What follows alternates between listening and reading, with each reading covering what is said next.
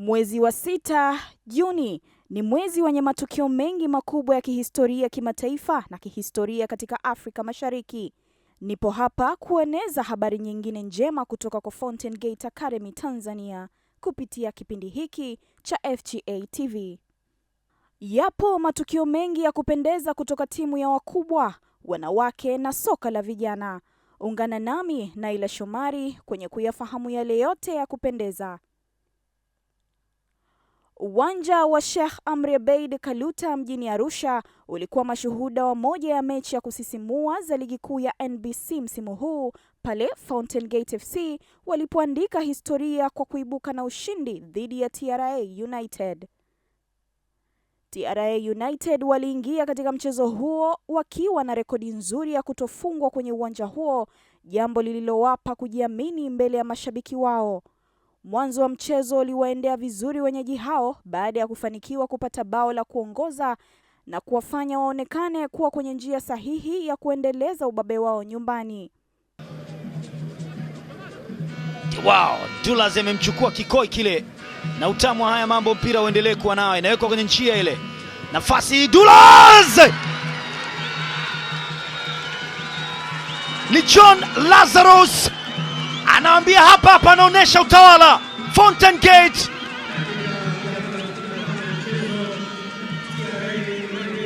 wanaoneshwa makali ya mamlaka ya mapato Tanzania, mikono kiunoni. Haamini kilichotokea Obinna Awara, haamini kilichotokea golikipa Machupa. Alianzisha hii Kasimu Mugoya akaiweka kwenye njia, kada kufanya jitihada ambazo zilitosha kuinusuru Fountain Gate. Ikawa ni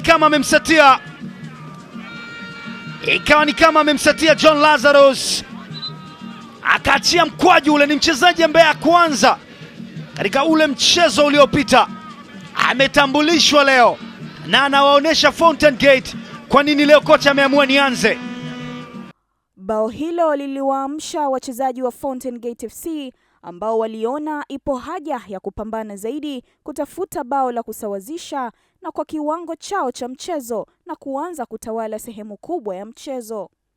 Kwa nidhamu, utulivu na mapambano makubwa, timu hiyo ilianza kutengeneza mashambulizi ya mara kwa mara kuelekea lango la TRA United. Shujaa wa siku alikuwa mshambuliaji Ismail Aziz Kadar. Akiwa katika kiwango bora, Kadar aliiongoza Fountain Gate FC katika kurejea mchezoni kwa kufunga mabao mawili muhimu yaliyobadilisha kabisa mwelekeo wa mchezo, ambaye alitajwa kuwa man of the match, ikiwa ni mara ya 4 anachukua tuzo hiyo msimu huu, ikiwa pia ni tuzo yake ya pili mfululizo akiichukua.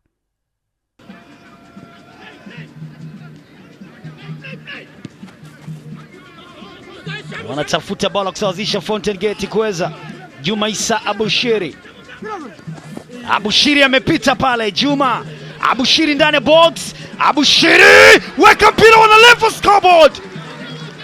Fountain Gate wanasema sio kinyonge, hata sisi mpira tunao na tunachotaka tukihitaji tunakipata.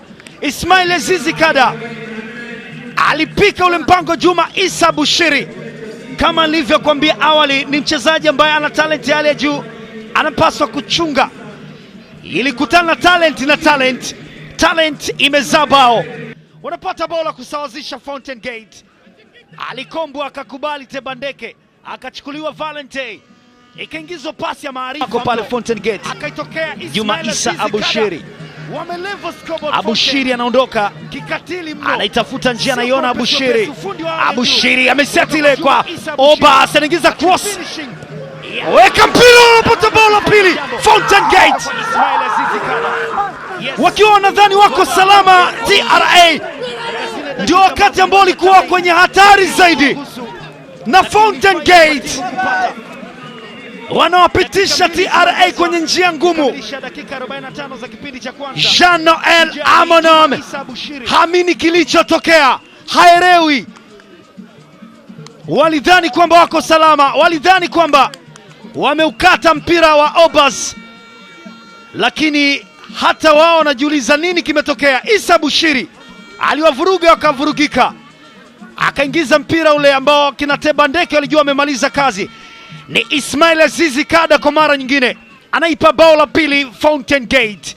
Mpango unawalipa, aliutokea ule mpira ambao ulitulizwa na mlinzi Tebandeke, bila umakini mkubwa akamakinika zaidi. Kada anaipa bao la pili Fountain Gate, asisti ya Chukunonye McDonald Obas, lakini shambulizi lilianza kupikwa na bwana mdogo Juma Isa Abushiri. Mabao mawili kwa Fountain Gate. TRA wanayo kazi ya kufanya, na dakika 45 za kwanza zinamalizika kwa uzuri kwa upande wa Fountain Gate, wakiondoka kifua mbele. What a comeback kwa dakika 45 za kwanza.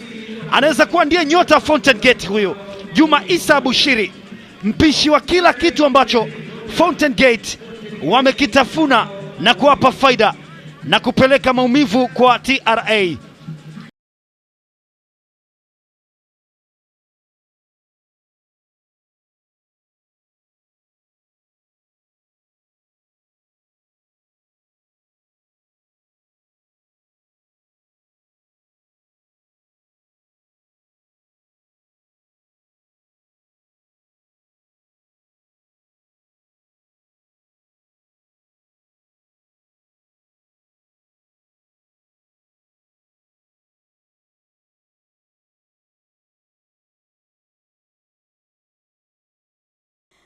Mabao hayo yaliipa Fountain Gate FC ushindi wa kihistoria na kuifanya kuwa timu ya kwanza kuifunga TRA United kwenye uwanja wa Sheikh Amri Abeid Kaluta katika msimu huu.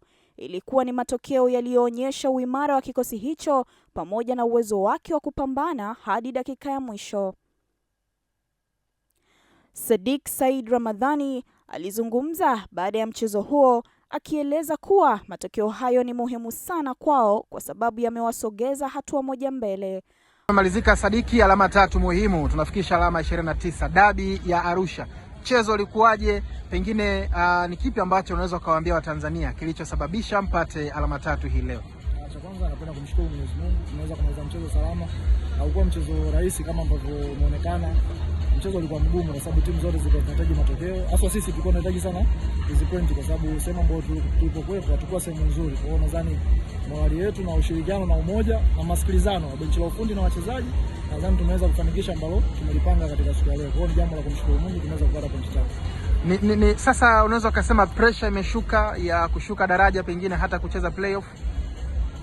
Kwa sisi wachezaji nadhani ni mpaka mechi ya mwisho. Nadhani mapambano bado yanaendelea. Ila kikubwa sisi mechi ya leo tumepata matokeo, tumezidi kuongeza alama, lakini kwa upande wetu sisi tutapambana mpaka mechi ya mwisho kuhakikisha timu inabaki salama. Hilo ndio jambo la muhimu kwetu. Mbali na kuvunja rekodi hiyo muhimu, ushindi huo ulikuwa na maana kubwa katika msimamo wa ligi. Fountain Gate FC walifanikiwa kupanda hadi nafasi ya 9 kwenye jedwali la ligi kuu ya NBC, hatua iliyoongeza matumaini yao ya kumaliza msimu wakiwa salama.